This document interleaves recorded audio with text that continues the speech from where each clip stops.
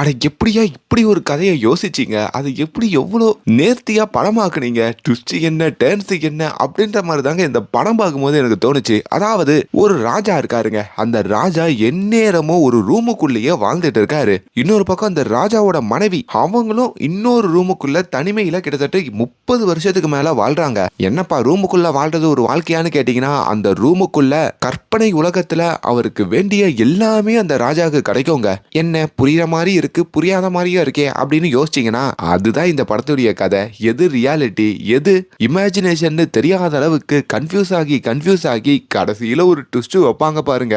அடேங்கப்பா அப்படின்ற மாதிரி இருக்கும். எல்லாருக்குமே வணக்கம். இன்னைக்கு நம்ம ராவ் பகதூர் அப்படின்ற ஒரு படத்துடைய ஸ்டோரி ரிவ்யூ தான் இந்த வீடியோல பார்க்க போறோம். இன்னும் லைக் கொடுக்கலன்னா ஒரு சின்ன லைக்கோட கண்டினியூ பண்ணுங்க. இப்ப இந்த படம் ஓடிடிலேயே தமிழ் டப்பிங்கோட அவைலபிளா இருக்குங்க. அதை ப்ரமோட் பண்ணதுக்கு தான் இந்த வீடியோ. நீங்க இப்ப பார்த்துட்டு இருக்கிறது நம்மளுடைய பிலிம் பை. படத்துடைய ஆரம்பத்திலேயே ஒரு மிகப்பெரிய அரண்மனையா காமிக்கிறாங்க. அந்த அரண்மனை சுவர்கள்ல காலகாலமா அந்த அரண்மனையில ராஜாவா இருந்தவங்களுடைய புகைப்படங்கள், அவங்களோட பசங்களோட புகைப்படங்கள், குடும்பத்துடைய புகைப்படங்கள்னு சொல்லி நிறைய புகைப்படம் இருக்குங்க. அதுல குசுமா அப்படின்ற மாதிரி ஒரு பையனுடைய புகைப்படத்தையும் காட்டுறாங்க. அவன் கொஞ்சம் அழுத மாதிரி அந்த புகைப்படத்துல இருக்கான். அவன் ஏன் அழுதுகிட்டு இருக்கான், அவனுக்கு என்ன ஆச்சு அப்படின்னு கேட்டீங்கன்னா, அவன் அந்த புகைப்படத்துல இருந்து வெளியே எகிரி குதிச்சு எப்படின்னா இந்த வீட்டை விட்டு வெளியே போயிடணுன்ற மாதிரி ரொம்ப நாளா யோசிப்பாங்க.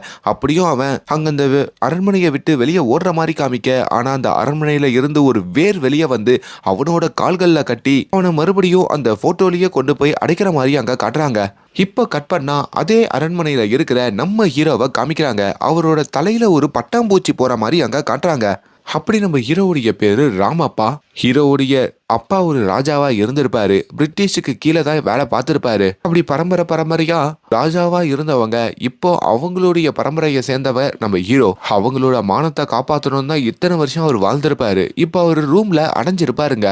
அந்த ரூமை விட்டே அவர் வெளியே வரதில்லை. ஏன்னா அந்த ரூமுக்குள்ள அந்த செவறுகள்லாம் சுத்துற மாதிரி அவர் கண்களுக்கு மட்டும் தெரியுங்க. இப்ப கூட இந்த ராமப்பா கண்முழிக்கிறாரு தூக்கத்துல இருந்து. அவரை சுத்தி அந்த ரூமுடைய செவறுகள் அப்படியே சுத்திக்கிட்டே இருக்கு. அவரால் வெளியே போக முடியல போல இருக்கு. அதனால்தான் இந்த ரூமுக்குள்ள அவர் அடைஞ்சிருக்காரு. இப்போ கொஞ்ச நேரத்திலேயே அந்த வீட்டுல ஒரு பாட்டியம்மா இருக்காங்க. அதாவது ஒரு வேலைக்காரி. அவங்க சாப்பாடு கொடுக்கறதுக்கு, அதுக்கப்புறம் அப்பப்ப இந்த ராஜா என்ன பண்றாருன்னு பார்த்துட்டு போகிறதுக்காக இந்த ரூமுக்கு வந்துட்டு போவாங்க. அப்படி ஒரு நாள் காலையில அப்பா அப்பா அப்படின்ற மாதிரி அந்த ராஜாவை கூப்பிட்டுக்கிட்டே அந்த வேலைக்காரியும் உள்ள வந்தா நம்ம ஹீரோ அங்க மயக்கம் போட்டு கீழே விழுந்து கிடக்குறாரு. இவங்களுக்கோ ஒன்னும் புரியல. உடனடியா இவங்க குடும்ப டாக்டரான, அதாவது இந்த ராஜாவுடைய உயிர் நண்பனான ஆச்சாரி அப்படின்ற ஒருத்தருக்கும் கால் பண்றாங்க. இந்த படத்துடைய கதை 90ஸ்ல நடக்கிற மாதிரி தாங்க காட்டுவாங்க. ஆச்சாரி அங்க இருக்கிற ஒரு கவர்மெண்ட் ஹாஸ்பிட்டல்ல வேலை பார்ப்பாருங்க. இப்ப கூட ஒரு பாட்டியை தான் அவரு வைத்தியம் பார்த்துட்டு இருக்காரு. அப்படி ஒரு வேலையில தான் இந்த ராஜாவுக்கு உடம்பு சரியில்லை அப்படின்ற ஒரு தகவல் அவருக்கு வருது. இந்த விஷயத்த அந்த ஆச்சாரி கிட்ட இந்த ராஜாவுக்கு ஒரு பையன் இருப்பாருங்க. அந்த பையன் தான் கால் பண்ணி சொல்றாரு. ஆச்சாரிக்கு ரொம்ப நாளாவே ஒரு கன்ஃபியூஷன் இருக்கும். அதாவது இப்போ இந்த ஹீரோ ராஜா இருக்காரு பாத்தீங்களா, அவருக்கு லிவர் கேன்சரே இருக்கோங்க. 30 வருஷத்துக்கு முன்னாடியே அவர் ஆய்வு பண்ண ஒரு டாக்டர் இவர் இன்னும் 6 மாசத்துல போயிடுவாருன்ற மாதிரி சொல்லியிருப்பாங்க. ஆனா 30 வருஷமா இவன் எப்படி வாழ்றான் அப்படின்ற ஒரு சந்தேகம் இப்ப வரைக்கும் இந்த ஆச்சாரிக்கு நீங்காது. இப்ப கூட நிறைய டாக்டர் கிட்ட இவர் ரெஃபரன்ஸ் தான் கேட்பாரு. எப்பா எங்களுக்கு ஒண்ணுமே புரியலப்பா, அவன் எப்படி வாழ்ந்துன்னு இருக்கான், அதுவும் டெய்லி குடிக்கிறான்னு வேற, குடிச்சுக்கிட்டே இந்த கேன்சர்ல எப்படி வாழ்றான்னு எங்களுக்கு தெரியலப்பா. அது ஒரு விசித்திரமான உடம்பு, ராஜ உடம்பு அப்படின்றதுனால இன்னும் மெயின்டைன் ஆகுதோ என்னவோ அப்படின்ற மாதிரிலாம் சொல்ல, இப்ப அங்க புவனா தோட்டம் அப்படின்ற மாதிரி ஒரு எஸ்டேட்டை காமிக்கிறாங்க. அந்த எஸ்டேட்ல தான் நம்ம ஹீரோ இருப்பாரு. ஒரு மிகப்பெரிய அரண்மனைங்க. இப்ப அந்த அரண்மனைக்குள்ளேயும் இப்ப இந்த ஆச்சாரி டாக்டர் இருக்காரு பாத்தீங்களா, அவர் கார்ல வந்து இறங்குறாரு. உள்ள வந்ததும் அந்த வேலைக்காரி இருக்காங்க பாத்தீங்களா, அவங்க தான் வந்து இந்த டாக்டரை வரவேற்பாங்க. என்ன வீட்டுல வேலை பார்க்கறவங்க மத்தவங்க எல்லாம் காணோம் அப்படின்ற மாதிரி கேட்க, யாரு எல்லாரும் வேலையை விட்டுட்டு போயிட்டாங்க, இப்ப நானும் என்னோட பையனும் மட்டும் தான் இங்க இருக்கோம் அப்படின்ற மாதிரியும் அவங்க புலம்பிக்கிட்டு இருக்க, கொஞ்ச நாளாவே ராஜா அடிக்கடி ராத்திரியில அழுகிறாரு, கதறாரு அப்படின்ற மாதிரியும் அந்த வேலைக்காரி சொல்றாங்க. இப்ப இவங்க நடந்து போயிட்டு இருக்கிற வழியில ஒரு ரூம் இருக்குங்க. அந்த ரூம் பூட்டப்பட்டிருக்கு. இன்னும் அந்த பொண்ணு உள்ளதா இருக்காளா அப்படின்ற மாதிரி இந்த ஆச்சாரி டாக்டரும் கேட்க, ஆமான்னு சொல்ல, அப்படி அந்த பொண்ணு யாரு அப்படின்றத பின்னாடி பார்ப்போம். இப்ப இன்னொரு பக்கம் நம்ம ஹீரோவுடைய அறைக்கும் இந்த டாக்டர் வராரு. வந்தா அங்க நம்ம ஹீரோ ஒரு சேர்ல தாங்க உட்காந்துட்டு இருக்காரு. அவர் மனசுக்குள்ள 1000 சந்தேகங்கள் ஓடிக்கிட்டு இருக்கு போல இருக்கு. அந்த குழந்தை யாருக்கு பிறந்திருக்கோம், நம்மளுக்கு பிறந்திருக்குமா இல்ல நம்ம ஒய்ஃபுக்கு பிறந்திருக்குமா அப்படின்ற மாதிரி ஏதேதோ பேசிக்கிட்டு இருக்காரு. அப்படி ஒரு வேலையில தான் ஆச்சாரியும் உள்ள வந்து, என்னடா உடம்பு சரியில்லைன்னு சொல்லி என்ன கூப்பிட சொன்னியாமே, என்ன பிரச்சனை அப்படின்ற மாதிரி கேட்க, ஹீரோவுமே ஆச்சாரிய பார்த்துட்டு, டேய் நான் உன்னை கூடவே சொல்லியே, நீ எதுக்கு வந்த, ஆமா இந்த ரூமுக்குள்ள நீ எப்படி நுழைஞ்ச, இந்த ரூமுடைய செவறுகள் தான் சுத்திக்கிட்டு இருக்கேன்ற மாதிரி அவர் கேட்கிறாரு. டேய் நீ ஒரு இமேஜினேஷன்ல இருக்க, அப்பப்போ இந்த செவரு சுத்துது, இது கத்துது, அது சரியில்லைன்ற மாதிரி நீயா கற்பனை பண்ணிக்கிற, இங்க எதுவும் சுத்தல, எதுவும் நகரல அப்படின்ற மாதிரியும் அங்க நம்ம ஹீரோக்கும் அந்த டாக்டர் புரிய வைக்க, இப்ப அந்த ரூமை சுத்தி முத்தி டாக்டர் பாக்குறாருங்க. அங்க ஒரு பூசணிக்காய் வளர்ந்துட்டு இருக்கு, ரூமே ரொம்ப அழுக்கு படிஞ்சு இருக்கு. டேய் இதெல்லாம் கிளீன் பண்ணலாம்ல அப்படின்ற மாதிரி சொல்ல, இதெல்லாம் இங்க வளர்றதுக்கு ஒரு காரணம் இருக்கு, இதுல என்னோட பரம்பரை மானமே இருக்குன்ற மாதிரி மறுபடியும் ஹீரோ வளர ஆரம்பிக்கிறாரு. இப்ப ஹீரோ கிட்டயும் அந்த டாக்டர் பொறுமையா வந்து, நீ ஒரு சைக்காட்டிஸ்ட மீட் பண்ணும், ஏன்னா உன்னோட மூளை கொஞ்சம் கொஞ்சமா மழுங்கிக்கிட்டே இருக்கு, அவங்கள பார்த்தா நீ நார்மல் ஆயிடுவ அப்படின்ற மாதிரிலாம் சொல்ல, ஆனா ஹீரோக்கு அங்க கோவம் தாங்க வருது. ராஜாவோட மூளையே சரியில்லைன்ற மாதிரி சொல்றியான்ற மாதிரி மறுபடியும் தான் ஃப்ரெண்டு அந்த டாக்டரை பிடிச்சிதான் கத்துறாரு. இப்ப நம்ம ஹீரோவுமே, நான் தான் உன்னை வர சொன்னேன் அப்படின்ற மாதிரி அந்த டாக்டருக்கு இதை ஒத்துக்கிறாரு. எதுக்கு கூப்பிட்டேன்ற மாதிரி கேட்கும் போதோ, என்ன ஒரு கொடிய அரக்கம் பிடிச்சி வச்சிருக்கான்ற மாதிரி சொல்றாரு. யாருடா அந்த அரக்கன் அப்படின்ற மாதிரி கேட்கும் போதோ, சந்தேகம் தான் அப்படின்ற மாதிரி சொல்றாரு. அந்த சந்தேகம் அரக்கன் என்ன பிடிச்சி வச்சிருக்கிறதுனால தான் என்னால இத்தனை வருஷம் உயிர் வாழ்ந்திருக்க முடியுதுன்ற மாதிரியும் சொல்லிட்டு இருக்க. அப்ப திடீர்னு வெளியில இருந்து ஒரு சவுண்டு கேக்குதுங்க.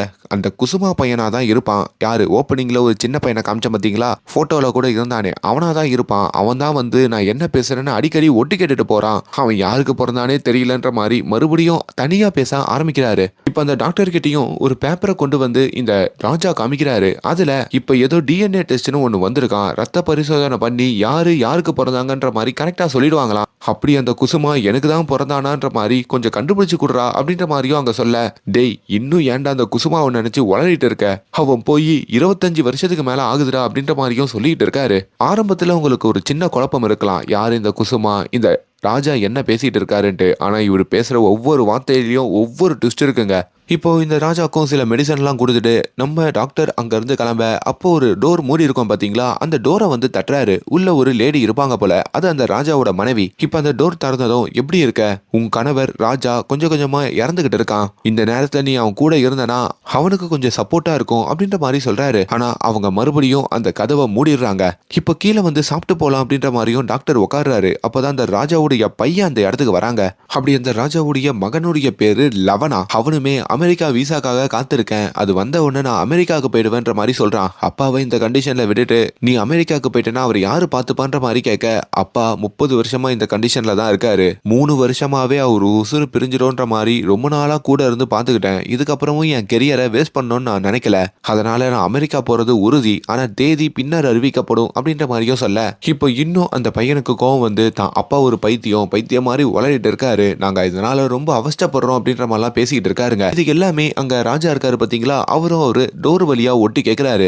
இந்த ராஜாக்கு காது ரொம்ப ஷார்ப்பா கேட்கோங்க. அவரும் உள்ள இருந்து கோவப்படுறாரு. யாராடா பைத்தியம்னு சொல்ற, நானாடா பைத்தியம் அப்படின்ற மாதிரி அவர் கத்திக்கிட்டு இருக்க. கட் பண்ணா 70களில் இந்த கதை போகுதுங்க. அதாவது அப்ப நம்ம ஹீரோவான இந்த ராஜா ஒரு வாலிபரா இருந்திருப்பாரு, ரொம்ப சந்தோஷமா ஒரு வாழ்க்கைய வாழ்ந்திருப்பாரு, அயல் நாட்டுக்கெல்லாம் போய் அங்க இருக்கிற பெண்களோட நடனமாடி லண்டன்ல ஒரு மிகப்பெரிய பிசினஸ் பண்ணிருப்பாரு. அப்படி ஒரு வேலையில தான் 70ஸ்ல இருக்கும் போதோ இந்த ஹீரோவுடைய ஃப்ரெண்டான டாக்டர் இருக்காரு பாத்தீங்களா, இப்ப இந்த ஆச்சாரி அவர் வந்து பாத்துருப்பாருங்க. இப்ப அந்த கதைக்குள்ள போகுது. என்னடா டாக்டர்லாம் ஆயிட்ட போல இருக்கு, என்ன விஷயமா பார்க்க வந்திருக்கன்ற மாதிரி கேட்க, ஒண்ணு இல்ல உனக்கு விஷயம் தெரியாதா, உன்னுடைய அப்பா இப்போ சாக கிடக்குறாரு, அவரோட கடைசி காலத்தை பேலஸ்ல ஓட்டிக்கிட்டு இருக்காரு, நீதான் அவரை பக்கத்துல போய் பாத்துக்கணும்ன்ற மாதிரி சொல்ல, ஹீரோக்கும் அது ஒரு மாதிரி ஆயிடுதுங்க. அப்பதான் ஹீரோவுமே நம்ம ரொம்ப நாளா வெளிநாடு இது அதுன்னு சொல்லி அலைஞ்சிட்டோம், அப்பாவை பாத்துக்காமையே விட்டுட்டோம், அப்போ அப்பாவை பாக்குறதுக்கு மறுபடியும் நம்ம பேலஸுக்கு போவோம் அப்படின்ற மாதிரி முடிவு எடுக்கிறாரு. இப்ப கட் பண்ணா கதை மறுபடியும் நிகழ்காலத்துக்கு வருதுங்க. இப்ப நம்ம ஹீரோ இருக்காரு பாத்தீங்களா, அவர் பாத்ரூம்ல குளிச்சுக்கிட்டு இருக்க, அப்பா அவருடைய ரூமை கிளீன் பண்றதுக்காக இந்த வேலைக்காரி வராங்க. அந்த பூசணிக்காவையும் மெல்ல கிளீன் பண்ணிடலாம் அப்படின்ற மாதிரி நினைக்கிறாங்க. ஆனா பாத்ரூம்ல இருந்தே அதை ஹீரோ கண்டுபிடிச்சிடுறாரு. அதை தொட்ட நீ கெட்ட அப்படின்ற மாதிரி கத்த, இப்ப அந்த வேலைக்காரியும் பயந்துகிட்டு அந்த ரூம்ல இருந்து வெளியே ஓடிடுறாங்க. இப்ப ஹீரோ அப்படியே குளிச்சு முழிச்சிட்டு அப்படியே அவரோட கதவு ஜன்னல் இருக்கு பாத்தீங்களா, அதை திறக்கிறாரு. திறந்ததும் அங்க ஒரு சமாதி இருக்குங்க. அந்த சமாதியை சுத்தி மார்பல் கல்ல வச்சு அவரு கட்டியிருக்காரு. அது அதையுமே அவர் பாக்குறாரு. டே குசும்பா, உனக்கு இதெல்லாம் டூ மச்டா அப்படின்ற மாதிரியும் அவர் சொல்ல, யார் அந்த குசுமை? அதை பாக்குறதுக்கு முன்னாடி இப்ப அந்த ராஜா சில விஷயங்களை கண்டுபிடிக்கணும்னு நினைக்கிறாரு. அதுக்காக அவர்கிட்ட இருக்கிற ஒரு கண்ணாடியை போட்டுக்கிட்டு அதை அவர் அப்படியே சர்ச் பண்ணிக்கிட்டு இருக்க. அப்படி அவர் சர்ச் பண்ணி ஒரு கட்டத்துல தன்னோட ரூமை விட்டே அவர் வெளியே வந்துடுறாருங்க. பல வருஷம் கழிச்சுதான் அவர் இந்த ரூமை விட்டு வெளியே வராரு போல. அப்படி பக்கத்து ரூம் இருக்கு பாத்தீங்களா, அந்த ரூமான தம் மனைவி இருக்கிற அந்த ரூமுக்குள்ள அவர் போயிடுறாரு. அதுதான் அவர் பையனான குசுமாவுடைய ரூமா. அப்படி அந்த ரூமுக்குள்ள வந்தும், டே குசுமா, நீ இன்னும் இங்கதான் இருக்கியா அப்படின்ற மாதிரி இந்த ராஜா தேடிக்கிட்டு இருக்க. அப்ப திடீர்னு அந்த இடத்துல தான் மனைவிய நம்ம ஹீரோ பாக்குறாரு. இது கற்பனையா இமேஜினேஷனா அப்படின்ற மாதிரி புரியாம அங்க முழிக்க கட் பண்ணா மறுபடியும் பிளாஷ்பேக் குள்ள கதை போகுதுங்க. அந்த ராஜா உலகம் சுற்றும் வாலிபரா இருந்திருப்பாரு அப்படின்ற மாதிரி சொன்ன பாத்தீங்களா, அப்பா ஒரு இளவரசர் தான். அப்படித்தான் அப்பாவுக்கு உடம்பு சரியில்லைன்ற மாதிரி விஷயத்த கேள்விப்பட்டதும் அவரு இப்ப இந்த ஊருக்கு வராரு. தன்னுடைய எஸ்டேட்குள்ளேயும் இப்ப நம்ம ஹீரோ நுழைய, அப்ப அதே எஸ்டேட்குள்ள ஒரு நர்ஸ் நுழையறத அவர் பாப்பாரு. அந்த நர்ஸ் தான் நம்ம படத்துடைய ஹீரோயினுங்க. பாக்குறதுக்கு அவ்வளவு அழகா இருப்பாங்க. ஏங்க கால் நடந்து போறீங்க, எஸ்டேட்டுக்குள்ள ரொம்ப தொலைவு போகணும், பேலஸ் போகணும்னா வாங்க என் கார்ல வந்து ஏறிக்கோங்க அப்படின்ற மாதிரி நம்ம ஹீரோ கூப்பிட, என்ன உங்க இஷ்டத்துக்கு ஆர்டர் போடுறீங்க, அப்படிலாம் வந்து என்னால வண்டியில ஏற முடியாது, மரியாதையா கூப்பிட்டாதான் வருவேன் அப்படின்ற மாதிரி சொன்னதும் இப்ப நம்ம ஹீரோவுமே கீழே இறங்கி தன்னையும் இன்ட்ரோடியூஸ் பண்ணிக்கிட்டு அதுக்கப்புறம் உங்க பேர் என்ன அப்படின்ற மாதிரி கேட்கிறாரு. அவங்களும் ரேணுகான்னு சொன்னதும், நீங்க எங்க அப்பாவுக்கு தான் நர்ஸா இருக்கிறதுக்காக வந்திருக்கீங்க, நான் அவரோட பையன் தான், அதனால தாராளமா நீங்க இந்த கார்ல வரலான்ற மாதிரி மரியாதையா கூப்பிட்டதுக்கு அப்புறம் தான் அவங்க அந்த கார்லயே ஏறுறாங்க. இப்ப நம்ம ஹீரோ அந்த அரண்மனைக்கு வராரு. நேரா வந்து தன்னுடைய அப்பாவையும் அவர் பாக்குறாரு. சின்ன வயசுல தான் அப்பாவோட அவர் பழகுனதெல்லாம் இப்ப யோசிச்சு பார்க்க, தான் அப்பாக்காக நிறைய கவிதைகள்லாம் அவர் எழுதிட்டு வந்து கொடுத்துருப்பாருங்க. இப்ப அந்த கவிதைய அவர் அங்க வாசிச்சும் காமிக்கிறாரு. அதே வேலையில தான் அந்த வேலைக்காரிய காமிக்கிறாங்க. இப்ப இருந்த வேலைக்காரி தாங்க அப்போ கொஞ்சம் இளமையா இருந்திருப்பாங்க போல. அவங்களும் அடுத்த நாள் காலையில வந்து நம்ம ஹீரோவை அவங்க படுக்கையில இருந்து எழுப்புறாங்க. இளவரசரே, நீங்க வரவே மாட்டீங்கன்ற மாதிரி நாங்க நினைச்சோம், ஆனா வந்தது எங்களுக்கே பெரிய ஷாக்கு தான். உங்க அப்பா கிட்ட நீங்க திருமணம் பண்ணிக்கிட்டீங்கன்ற மாதிரி ஏதோ ஃபேக்கா சொல்லியிருக்கீங்க போல. மேபி நீங்க கொஞ்சம் உண்மையா திருமணம் பண்ணியிருந்தா கூட உங்க அப்பா கொஞ்சம் ரெக்கவர் ஆயிருப்பாரு அப்படின்ற மாதிரிலாம் அவங்க புலம்பிக்கிட்டு இருக்க, அப்ப அந்த டாக்டர் ஆச்சாரி இருக்காரு பாத்தீங்களா, அவர் அந்த வீட்டுக்கு வராரு. எங்களுக்கு பிளாக் டீ ஒன்னு போடு அப்படின்ற மாதிரி அந்த வேலைக்காரி கிட்ட சொல்லிட்டு அப்படியே நம்ம ஹீரோவோட பேச ஆரம்பிக்கிறாரு. வேலைக்காரி பிளாக் காஃபி எப்படி போடுறதுன்னு அவங்களுக்கு சுத்தமா தெரியலைங்க. அப்பதான் அந்த பக்கமா இந்த நர்ஸான நம்ம ஹீரோயின் வராங்க. ஏமா, நான் எல்லா பால்லையும் எல்லா காபி தூளையும் போட்டு பார்த்துட்டேன், எதுவுமே பிளாக் ஆக மாட்டேங்குது. அவங்க பிளாக் காஃபி கேட்கறாங்க, அது எப்படி போடுறதுன்னு கேட்க, ஐயோ அதை தண்ணியில போடணுன்ற மாதிரி அவங்க போட்டு காமிக்கிறாங்க. அதை வச்சு இப்போ இந்த பிளாக் காஃபியை உங்க போட, இப்ப அந்த பிளாக் காஃபிய வெளியில இருக்கிற இந்த ராஜாக்கும் அவருடைய நண்பன் அந்த ஆச்சாரிக்கும் இந்த ஹீரோயின் தாங்க கொண்டு போய் கொடுக்குறாங்க. நம்ம ஹீரோயின் அந்த டாக்டர் ஆச்சாரிய பார்த்ததும் கொஞ்சம் ஜெர்க்காகிறாங்க. ஏன்னு பார்த்தா ஹீரோவுடைய அப்பாவை பார்த்துக்க சொல்லி இந்த இடத்துக்கு அனுப்புனதே இந்த டாக்டர் தாங்க. அதனால கொஞ்சம் பயபக்தியோட தான் அவங்க நடந்துக்கிறாங்க. அதே வேளையில நம்ம ஹீரோ இருக்காரு பாத்தீங்களா, அவரு நம்ம ஹீரோயினோட ரொம்ப ஜாலியா பேசுறாருங்க. அதுவும் ஹீரோவுடைய கைரேகையை பார்த்துட்டு, நீங்க அதிகமா சுருட்டு அடிக்கிறதுனால உங்களுக்கு ஃபியூச்சர்ல பெரிய நோய் வரலான்ற மாதிரிலாம் அங்க ஹீரோயின் சொல்றாங்க. ஹீரோவும் அதுக்கு சிரிக்க செய்யறாரு. ஆனா அதெல்லாம் அந்த டாக்டருக்கு பிடிக்கலங்க. ஒரு சாதாரண நர்ஸ் இந்த இளவரசர் கிட்ட ரொம்ப சகஜமா பேசுறதா, அதுவும் கையெல்லாம் தொட்டு பேசுறதான்ற மாதிரி கோவம் வருது. அவர் அந்த வீட்டை விட்டு போகும்போதோ இந்த நர்ஸை கூப்பிட்டு, உன்னை இந்த இடத்துக்கு ஒரு நர்ஸா இருக்கிறதுக்கு தான் வேலைக்கு அனுப்புனேன், இந்த இடத்துக்கு வந்து நீ ராணி மாதிரி பிஹேவ் பண்ணிக்கிட்டு இருக்காத, அந்த ராஜா கிட்ட இந்த மாதிரி கையை தொட்டு பேசுறது பழகிறதுலாம் எனக்கு பிடிக்கல, அது மாதிரிலாம் பழகாதுன்னு சொல்லிட்டு அவர் அங்கிருந்து போக, ஹீரோயினை பொறுத்த வரைக்கும் அவங்க கொஞ்சம் ஃப்ரீயான பொண்ணுங்க. இந்த மாதிரி மற்றவங்க தன்னை அடக்கிறதுலாம் அவங்களுக்கு சுத்தமா பிடிக்காது. வேலைக்கு அனுப்புனா நீ சொல்றதெல்லாம் நான் கேட்கணுமா, எனக்கு பிடிச்ச மாதிரி தான் நான் இருப்பேன்ற மாதிரி சொல்லிட்டு இப்போ அந்த வீட்டுக்குள்ள வந்து அங்க ஒரு பாட்டை அவங்க போடுறாங்க. அந்த பாட்டு எப்பவுமே நம்ம ஹீரோவுடைய அப்பா கேட்கிற பாட்டுங்க. ஹீரோவுமே அதை கேட்டதும் ஒரு மாதிரி எமோஷனல் ஆகுறாரு. இன்னொரு பக்கம் இந்த ஹீரோயினுமே அவங்க வேலைகளை பாக்குறாங்க. அதாவது ஹீரோவுடைய அப்பாக்கு வந்து ஷேவ் பண்ணி விடுறது, அவரோட உடம்ப பாத்துக்கிறது, அவருக்கு ஆக்சிஜன் மாஸ்க போட்டு விடுறதுன்ற மாதிரி அவரை கவனிச்சுக்கிறாங்க. அப்படி அந்த வீட்டில் நம்ம ஹீரோயின் சந்தோஷமா தெரியறத எல்லாத்தையுமே நம்ம ஹீரோவும் கவனிச்சுக்கிட்டு இருக்க, அவருக்கு கொஞ்சம் கொஞ்சமா இந்த ரேணுகா மேலேயும் ஒரு காதல் வருதுங்க. ரேணுகா ரொம்ப தைரியமானவங்க. அங்க ராஜ குதிரையெல்லாம் அவங்க ஓட்டணும்னு நினைப்பாங்க. அதெல்லாம் நம்ம ஹீரோ ஓரத்துல இருந்து ரசிக்கிறாரு. ஒரு நாள் நம்ம ரேணுகாவும் நம்ம ஹீரோவும் ஒரு குதிரையில போயிட்டு இருக்காங்க. அதாவது 2 குதிரையில 2 பேர் போறாங்க. அப்போ நம்ம ஹீரோயின், உங்க அப்பாவுக்கு உங்களை ரொம்ப பிடிக்கும் அப்படின்ற மாதிரியும் சொல்ல, எப்படி சொல்றீங்கன்ற மாதிரி ஹீரோ கேட்கும் போதோ அவர் கழுத்துல ஒரு டாலர் இருந்தது, அதுல உங்க அம்மாவுடைய போட்டோவும் உங்க போட்டோவும் இருந்தது அப்படின்ற மாதிரி சொல்லணும். ஹீரோ சென்டிமெண்ட் ஆகுறாரு. எங்க அம்மா நான் பிறந்த உடனேயே போயிட்டாங்க, எனக்கு எல்லாமே அப்பா தான், ஆனா அப்பாவுக்கு என்ன பிடிக்காதுன்னு நினைச்சேன், ஆனா கழுத்துல டாலர்ல என் போட்டோ போட்டிருக்கிறது மூலயமா அவரோட அன்பை நான் இப்பதான் புரிஞ்சுக்கிட்டேன்ற மாதிரி சொல்ல, இப்ப ஹீரோயினும் பக்கத்துல ஒரு ஆறு இருக்குல்ல, அந்த ஆத்துல ஒரு போட்டிங் போலாமான்ற மாதிரி கூப்பிடுறாங்க. ஆனா ஹீரோக்கு தண்ணினா பயங்க. அதை சொல்லிட்டு தான் வரமாட்டேன்ற மாதிரி சொல்ல ஹீரோயினுக்கு சிரிப்பு தாங்க வருது. நீங்க ராவ் பகதூர் அப்படின்னா என்ன தெரியுமா? ரொம்ப வீரம் வாய்ந்தவர், எதுக்கும் பயப்படாதவர். அப்படிப்பட்டவருக்கு தண்ணி மேல பயமா? சின்ன வயசுல ஃபியூச்சர்ல இந்த பையன் எப்படி இருப்பான்னு யோசிக்காமையே நிறைய பேர் பேரை வச்சிடுறாங்க. ஆனா வளர்ந்ததுக்கு அப்புறம் தான் சுயரூபம் தெரியுதுன்னு சொல்லிட்டு அவங்க ஒரு படகை எடுத்துக்கிட்டு அப்படியே அந்த தண்ணிக்கு நடுவுல போறாங்க. அதை நம்ம ஹீரோ பார்த்த உடனே அவருக்குள்ள இருக்கிற அந்த பயம் நீங்குதுங்க. ஒரு வேளையில நம்ம ஹீரோ அரண்மனையில இருக்கும் போதோ திடீர்னு அவர் ரூமுக்குள்ள நுழைஞ்சி நம்ம ஹீரோயின் ஒரு மர்மமான விஷயத்த உங்ககிட்ட காமிக்கணும் வாங்கன்னு சொல்லிட்டு இப்போ நம்ம ஹீரோட அப்பா ரூம் இருக்கு பாத்தீங்களா, அதுக்குள்ளேயும் கூட்டிட்டு போறாங்க. உங்க அப்பாவோட கையை நல்லா நோட் பண்ணுங்கன்ற மாதிரி சொல்ல, அப்படி நம்ம ஹீரோ அப்பாவோட கை பெட் மேல இருக்கு, ஒரு 10 நிமிஷம் வந்து பார்ப்போம் அப்படின்னு சொல்லிட்டு இப்ப ஹீரோவையும் அவங்க ரூமுக்கு வெளியில கூட்டிட்டு போக, இப்ப 10 நிமிஷம் வந்து பார்த்தா இப்போ ஹீரோ அப்பாவோட கையை அவர் நெஞ்சு மேல இருக்கு. உங்க அப்பா சுயநினைவே இல்லாம தானே இருக்காரு, ஆனா கை எப்படி அசைஞ்சது அப்படின்ற ஒரு கேள்வி அவங்க கேக்குறாங்க. இப்போ மறுபடியும் ஒரு 1/2 hour வெளியே போயிட்டு திரும்பி உள்ள வந்து பார்த்தா மறுபடியும் அந்த கை நெஞ்சு மேல இருக்குங்க. ஹீரோக்கு ஒண்ணுமே புரியல. அப்பதான் ரேணுகா நேரா நம்ம ஹீரோவை கூட்டிட்டு வந்து அந்த அரண்மனையோட ஹாலில் இருக்கிற அவங்க பரம்பரையோடைய ஃபோட்டோவெல்லாம் காமிக்கிறாங்க. நீங்கள் எத்தனையோ நாள் இந்த அரண்மனையில் வாழ்ந்துருக்கீங்க, ஆனால் ஒரு வாட்டியாச்சு உங்களோட முன்னோர்களுடைய ஃபோட்டோவை பார்த்துருக்கீங்களா? உங்கள் முன்னோர்கள் எல்லாருமே அவங்களோட வலது கையை நெஞ்சில் வச்சிருக்காங்க, அதை அவங்க கௌரவமாக பார்த்துருக்காங்க. அதுதான் உங்கள் பரம்பரையோட கௌரவம். அதனால தான் உங்கள் அப்பாவும் அந்த கையை எடுத்து நெஞ்சில் வச்சுக்கிறாருன்ற மாதிரி சொன்னதும் ஹீரோக்கு ஒரு விஷயம் புரியுது. ஒரு மெய் மறந்து போய் அந்த புகைப்படங்களை எல்லாத்தையும் பார்த்துட்டு இருக்காரு. அப்படியே 1 மாசம் கடந்து போயிடுது. அந்த 1 மாசத்துல ஹீரோவுடைய அப்பாவும் தவறிடுறாரு. இன்னொரு பக்கம் அப்பாவை பார்த்துக்க வந்த அந்த நர்ஸ் இருக்காங்க பார்த்தீங்களா, அவங்களும் இப்போ வேலையை விட்டு போயிடுறாங்க. ஆனால் ஹீரோவால் அதை எதையுமே அக்செப்ட் பண்ணிக்க முடியல. இப்போ அந்த வேலைக்காரி இருக்காங்க பார்த்தீங்களா, அவங்க தான் அந்த இடத்துக்கு வந்து ஐயா சாப்பிட்றீங்க மாதிரி கேட்க, ரேணுகா இல்லையான்ற மாதிரி ஹீரோ கேட்கிறாரு. ஐயா 1 மாசமா ரேணுகாவோட நினைப்புல தான் இருக்கீங்க, அவங்க தான் கொஞ்ச நாளுக்கு முன்னாடியே இந்த வீட்டை விட்டு போயிட்டாங்களேன்ற மாதிரி சொன்னதும் தான் அங்க ஒரு பிளாஷ்பேக்கா காமிக்கிறாங்க. ஆக்சுவலி ஹீரோவுடைய அப்பா அந்த ராஜா தவறினதுக்கு அப்புறம் நம்ம ஹீரோ ரேணுகா கிட்ட ஒரு விஷயத்த சொல்லணுன்ற மாதிரி யோசிச்சிருப்பாரு. அவருக்கு எந்த விஷயத்துல பயம் இருந்திருக்கமோ அந்த பயத்தையே முறியடிச்சு அந்த படகுல ரேணுகாவோட அந்த படகுல போயிருப்பாரு. அப்படி ஒரு இடத்துல வந்து அவர் நின்றுப்பாரு. அப்படி தான் காதலை ரேணுகா கிட்டையும் அவர் வெளிப்படுத்திருப்பாரு. ஆனா ரேணுகாக்கு உன் மேல எனக்கு காதல் இல்ல, ஆக்சுவலி எனக்கு வேற ஒரு பையனோட காதல் இருக்கு, அதனால என்னால இந்த காதலை அக்செப்ட் பண்ணிக்க முடியாதுன்ற மாதிரி மறுத்திருப்பாங்க. அப்படி அவங்க மறுத்துட்டு போனதுக்கு அப்புறம் தான் நம்ம ஹீரோக்கு ஒரு தனிமை உணர்ந்திருக்கோம். மறுபடியும் அந்த தண்ணி மேல இருக்கிற பயம் அதிகரிச்சிருக்கோம். அவர் அங்கேயே கத்தி அழுதிருப்பாரு. அதுக்கப்புறம் அந்த குளத்துக்கு நடுவுல இருந்து ரேணுகா தான் நம்ம ஹீரோவை கரைக்கு கூட்டிட்டு வந்திருப்பாங்க. அதுக்கப்புறம் நம்ம ஹீரோவை இங்கேயே விட்டுட்டு அவங்க அந்த அரண்மனையை விட்டு வெளியே போயிருப்பாங்க. நம்ம ஹீரோ இப்படி தவிச்சிருப்பாரு.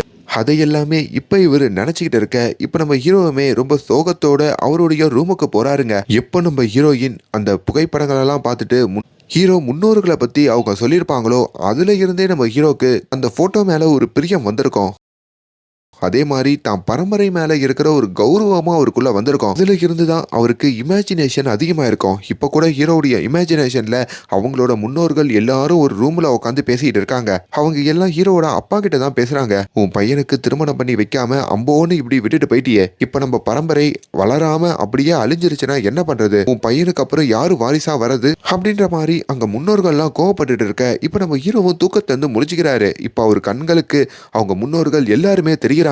அது வரைக்கும் சாதாரண நபராக இருந்த நம்ம ஹீரோ அவங்க முன்னோர்கள் எல்லாரையுமே அந்த இமேஜினேஷன்ல பார்த்ததுக்கு அப்புறம் அப்படியே மொத்தமா மாறுறாரு. அவங்க எல்லாரும் நம்ம ஹீரோவை மூளை செலவை செய்யறாங்க. அதாவது ஹீரோவோட மூளையுள்ள சில தவறான விஷயங்கள் எல்லாம் விதைக்கிறாங்க. அதுல உனக்கு எப்படின்னா திருமணம் நடந்தாகணும், அது மூலயமா நம்ம குடும்பத்துக்கு ஒரு வாரிசை நீ உருவாக்கி ஆகணும் அப்படின்ற மாதிரி ஒரு மூளை செலவை தான் அவங்க செஞ்சிருக்காங்க. இந்த சம்பவத்துக்கு அப்புறம் நம்ம ஹீரோவுடைய சுபாவம் எல்லாமே மாறுதுங்க. அது வரைக்கும் சாதாரண ட்ரெஸ் போட்டுட்டு இருந்த ஹீரோ அப்பாவோட ராஜ உடைய போட்டுக்கிட்டு நெக்லஸ் எல்லாம் போட்டுக்கிட்டு அப்படியே அவங்க பரம்பரை போட்டோ இருக்கு பாத்தீங்களா, அது முன்னாடி வந்து நிக்கிறாரு.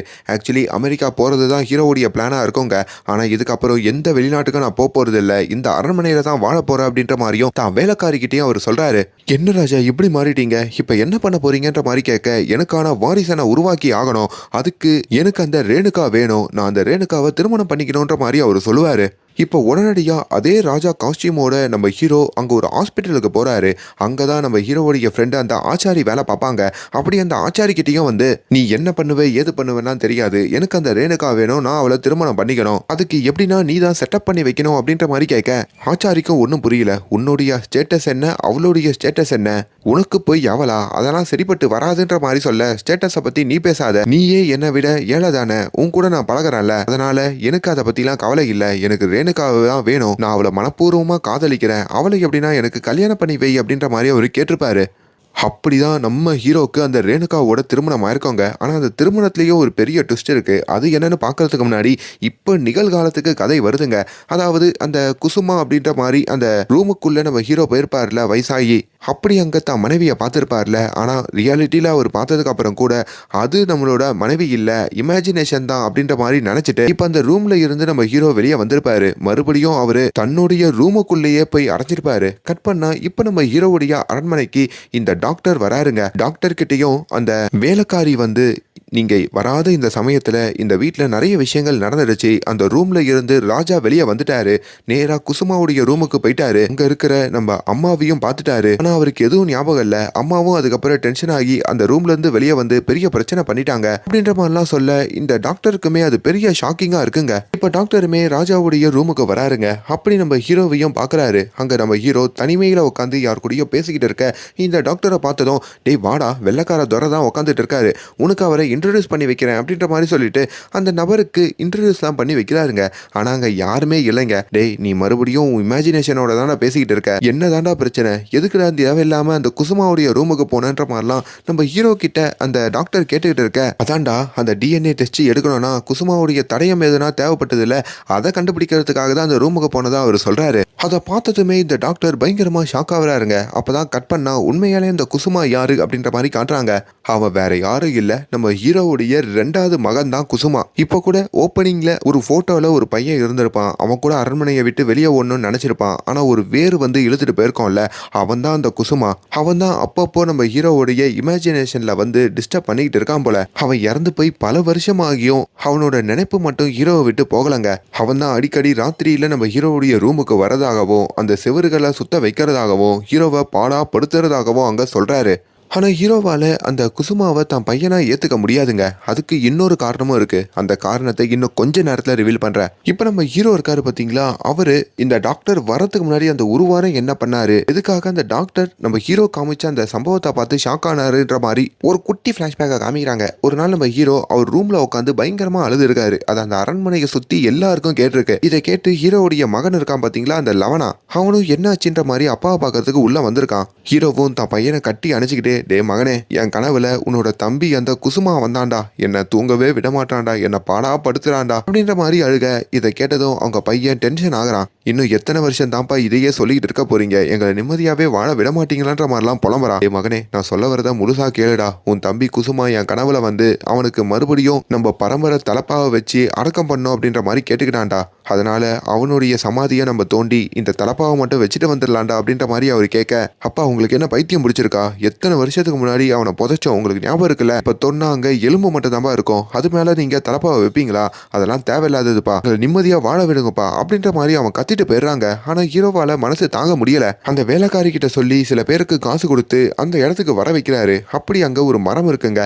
அந்த மரத்துக்கு கீழே தான் அங்க ஒரு சமாதி இருக்கு போல. அதுதான் அந்த குசுமாவுடைய சமாதி. அந்த சமாதியையும் அவர் அங்க தோண்ட சொல்றாரு. கொஞ்ச நேரத்திலேயே அந்த சமாதியை தோண்ட இப்போ நம்ம ராஜா இருக்காரு பாத்தீங்களா அவரும் அரண்மனையை விட்டு வெளியே வருவாரு. வெளியே வந்து அந்த சமாதிக்குள்ளேயும் ஒரு பாதை மாதிரி இருக்குங்க. அந்த பாதையவே அவர் தான் உருவாக்க சொல்லியிருப்பாரு. இப்படி அந்த பாதையிலையும் அவர் போக உள்ள எலும்புக்கூடு மட்டும் தாங்க இருக்கு. அதுதான் தன்னோட 2வது பையன் குசுமான்ற மாதிரியா அவர் அழுகிறாரு. மகனே மகனே என் கனவுல வந்து ரொம்ப டிஸ்டர்ப் பண்ற மகனே உன்னை விட்டுட்டு என்னால வாழ முடியல மகனேன்ற மாதிரி அவரு தான் பையனான அந்த எலும்பு கூட பார்த்துட்டு அப்படியே பக்கத்துல வந்து கட்டி அணைச்சிட்டு இப்போ அந்த எலும்பு கூட்டுல இருந்து ஒரு பல்ல உருவுறாரு. கொஞ்ச நேரத்துல அங்க இருக்கிற அந்த எலும்பு கூடோடைய ஒரு எலும்பையும் உருவுறாரு. இப்போ ஒரு தலப்பாவை எடுத்து அந்த எலும்பு கூட மண்டையிலையும் வச்சுட்டு சந்தோஷமா இதுக்கப்புறமாச்சு வாழ மகனேன்னு சொல்லி இப்ப அந்த சமாதியையும் மூடிட்டு தன்னோட அரண்மனைக்கு அவர் வராரு. இப்ப எதுக்கு அந்த எலும்பு கூடல இருந்து அவர் அந்த தடயங்கள் எல்லாம் எடுத்தாருன்னு கேட்டீங்கன்னா டிஎன்ஏ டெஸ்ட் பண்றதுக்கு தாங்க. அப்படி அந்த தடயத்தை தான் இப்போ நிகழ்காலத்துல இந்த டாக்டர் முன்னாடி அவர் கொண்டு வந்து வச்சிருக்காரு. அதை பார்த்துட்டு தான் நம்ம டாக்டர் ஆனா ஆச்சாரி ஷாக் ஆயிருக்காரு. டேய் என்னடா பண்ணி வச்சிருக்க? அப்போ உண்மையாலேயே உனக்கு அந்த சந்தேகம் நீங்களையா? இல்லடா நீங்கள. எனக்கு இந்த குசுமா உண்மையாலேயே என்னோட பையனா இல்லையான்றத DNA டெஸ்ட்டை எடுத்து நீ தான் சொல்லணும். அவன் என்ன நிம்மதியாவே வாழ விடலடா. அவன் போனதுல இருந்து தான் நான் இப்படி ஆயிட்டேன். எப்படின்னா அதை கண்டுபிடிச்சு கொடு அப்படின்ற மாதிரியும் அங்க சொல்லிக்கிட்டு இருக்க. ஆனா ஒரு கடத்துல இந்த டாக்டர் ஆச்சாரி கோவப்பட்டு நம்ம ஹீரோவை அரைஞ்சிடுறாருங்க.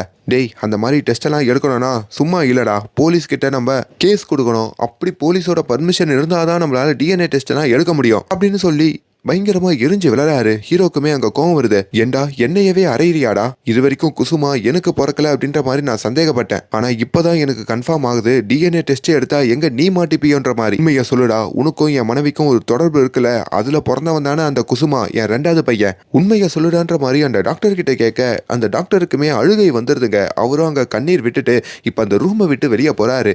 இப்ப அந்த கண்ணீரையோ இப்ப இந்த ஹீரோ அப்படியே தொட்டு பார்க்க இப்ப இந்த டாக்டரும் ரூம்ல இருந்து வெளியே வந்து அப்படியே யோசிச்சுட்டு இருக்கும் போதோ அங்க நம்ம ஹீரோவுடைய பையன் அந்த லவனா இருக்கா பாத்தீங்களா, அவன் இந்த டாக்டரை பாத்துறான். அப்பா சொல்றதுதான் உண்மையா? அப்போ அம்மாக்கும் உங்களுக்கும் ஒரு தொடர்பு இருந்ததா? அதுல பிறந்தவன் தான் அந்த குசுமாவான்ற மாதிரி கேட்க டாக்டரால அங்க எதையுமே பேச முடியல. அப்பதான் உள்ள இருந்து ஒரு அலறல் சவுண்டு கேக்குது. என்னன்னு வந்து பார்த்தா அங்க நம்ம ஹீரோ இருக்காரு பாத்தீங்களா, அவருக்கு நெஞ்சு வலி வந்து மொத்தமாவே கீழே விழுந்து கிடக்குறாரு. இப்போ அடிச்சு பிடிச்சு ஹாஸ்பிட்டலுக்கு கூட்டு போனா அங்க இருக்கிற டாக்டருமே அவ்வளவுதான், கடைசி ஸ்டேஜுக்கு வந்துட்டாரு, இன்னும் 2 நாள் தான். 2 நாள் அவரை நீங்க ஹாஸ்பிட்டல்ல வச்சு பாத்துக்கிறத விடவோ வீட்டுல வச்சு பாத்துக்கங்க, அங்கேயே ஒரு உசுறு பிரியட்டோன்ற மாதிரி வீட்டுக்கே கொண்டு போக வைக்கிறாங்க.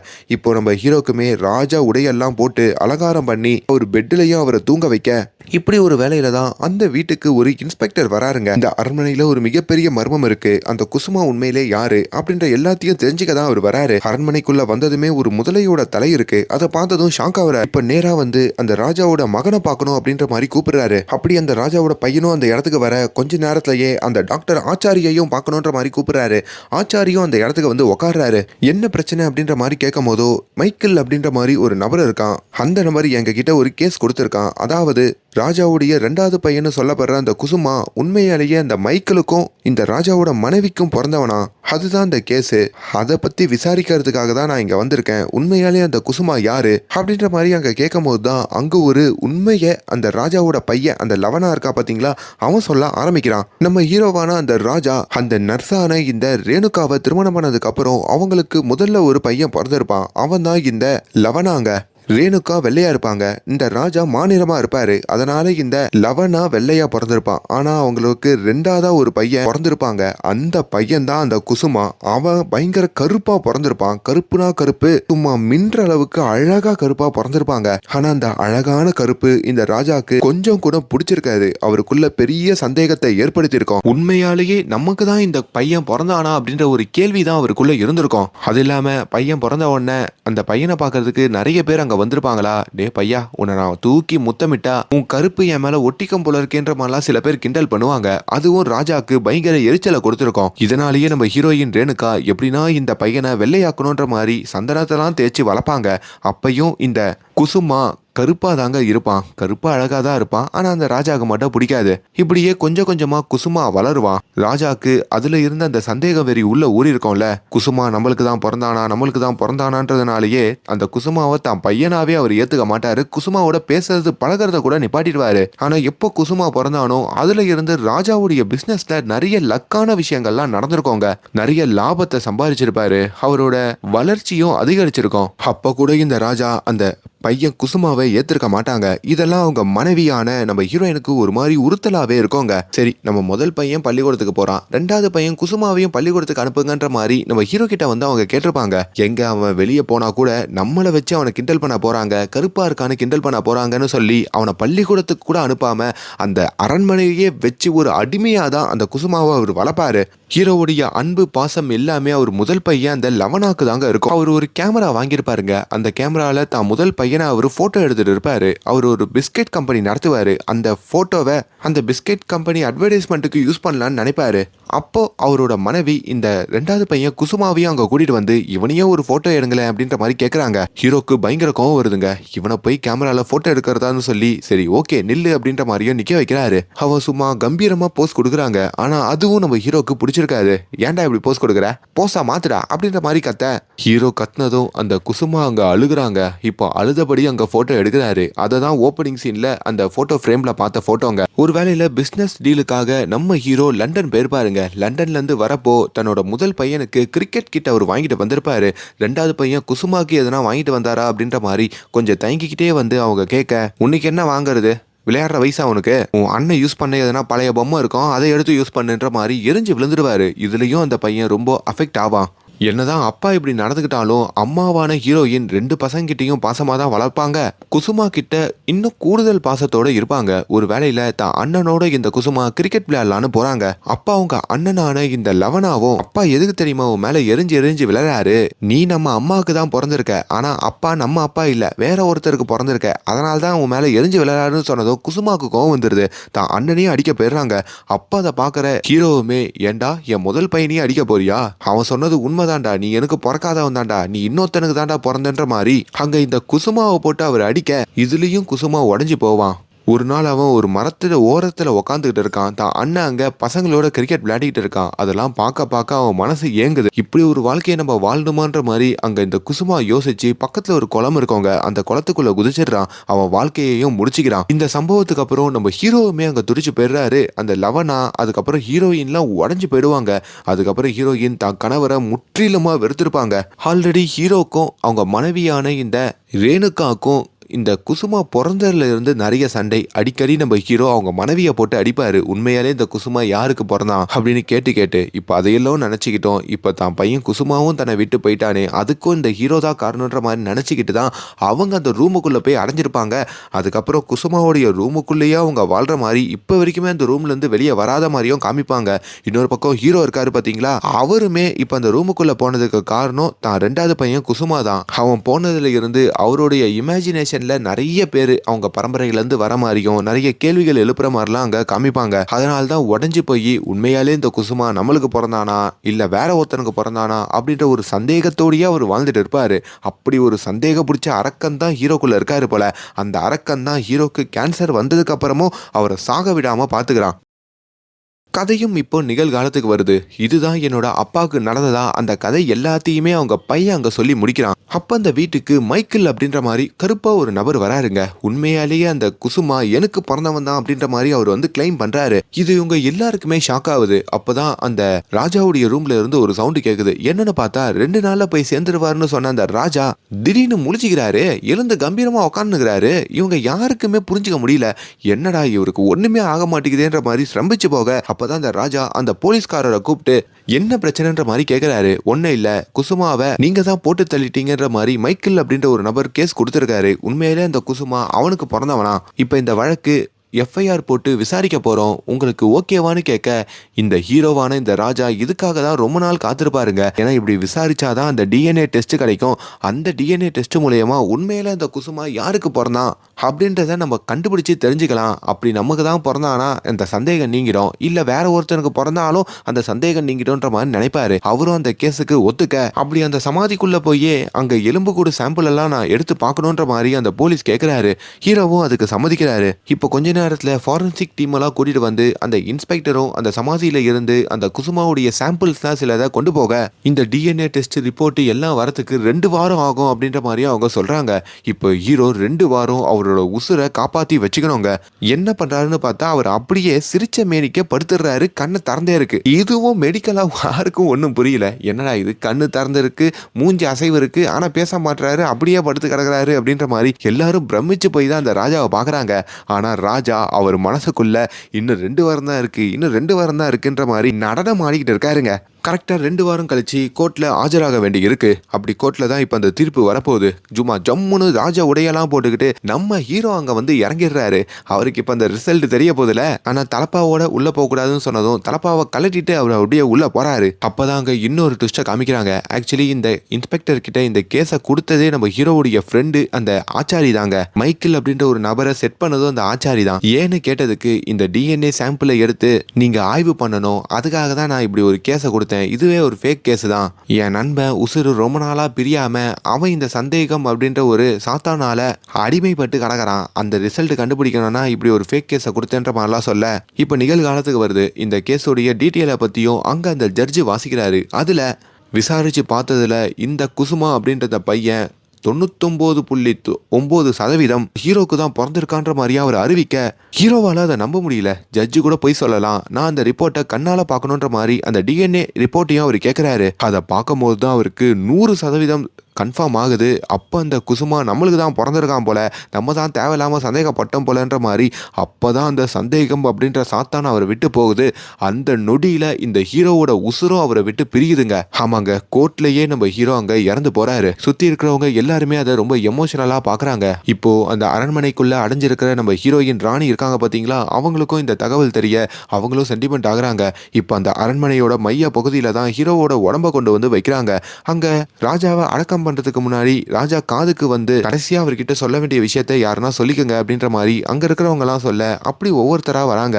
அதுல ராஜாவுடைய மனைவி நம்ம ஹீரோயின் வந்து, நான் உங்களை ரொம்ப கஷ்டப்படுத்திட்டேன், உங்களோட வாழாம ஒரு ரூமுக்குள்ளேயே அடைஞ்சிட்டேன், அதுக்கெல்லாம் நான் மன்னிச்சிருங்க. அதே மாதிரி உங்ககிட்ட ஒரு பெரிய சீக்கிரட்டை மறைச்சிட்டேன்ற மாதிரி ஒரு சீக்கிரட்டை சொல்றாங்க பாருங்க. நம்ம பையன் குசுமா 2வது பையன், அவன் நம்மளுக்கு பிறந்தவனா, ஆனா நம்மளோட முதல் பையன் லவனா நமக்கு பிறந்தவன் இல்ல, வேற ஒருத்தனுக்கு பிறந்தவன்ற மாதிரி சொல்றாங்க. ஆனா அதான் ராஜா கேட்கற நிலைமையில இல்லையே, சொல்லிட்டு அவங்க அங்கிருந்து போயிடுறாங்க. இப்ப அடுத்ததா இந்த டாக்டர் வராரு, யாரு நம்ம ஹீரோட ஃப்ரெண்டு. அவரு வந்து ஒரு ட்விஸ்ட சொல்றாரு, டேய் முதல்ல நீயே உன் அப்பாவுக்கு பிறந்தவன் இல்லை, உங்க அப்பாவே உன்னை தத்தெடுத்து தான் கூட்டிட்டு வந்தாருன்ற மாதிரி சொல்ல அதுவும் அங்கே ஒரு பெரிய ட்விஸ்டாக காமிக்கிறாங்க. அப்போதான் ஆக்சுவலி உண்மையாலேயே ஹீரோயின் எப்படி நம்ம ஹீரோவை திருமணம் பண்ணாங்க அப்படின்ற மாதிரி காட்டுறாங்க. ஹீரோ ஒரு பையனை காதலிச்சிருப்பாங்க, அந்த பையன் மூலியமா கர்ப்பமாயிருப்பாங்க. ஆனால் அந்த பையன் ஏமாத்திட்டு அங்கேருந்து போயிருப்பான். அப்படி அவங்க உடஞ்சி போய் உட்காந்து அழுதுட்டு இருக்கும் போது தான் நம்ம இந்த டாக்டர் ஆச்சாரி அந்த இடத்துக்கு வந்து நம்ம ஹீரோவை திருமணம் பண்ணிக்க சொல்லி நம்ம ஹீரோயின் கிட்ட சொல்லியிருப்பாரு. இவங்களுக்கும் வேற ஆப்ஷன் இல்லாம நம்ம ஹீரோவான இந்த ராஜாவை திருமணம் பண்ணிருப்பாங்க. அப்படி ஆல்ரெடி உண்டான அந்த பையனை ஹீரோவோட பையனை சொல்லி பெற்றிருப்பாங்க. அவன் தான் இந்த லவனா. இன்னொரு பக்கம் ஹீரோவை எப்படி அவங்க அப்பா தத்தெடுத்திருப்பாருன்னா அவருக்கு வாரிசு இருந்திருக்காதுங்க. அவருக்கும் இந்த பரம்பரையில இருக்கிறவங்க முன்னோர்கள்லாம் வந்து தொல்லை பண்ணிருப்பாங்க. அதனால ஹீரோவை தத்தெடுத்து வளர்ந்துருப்பாங்க.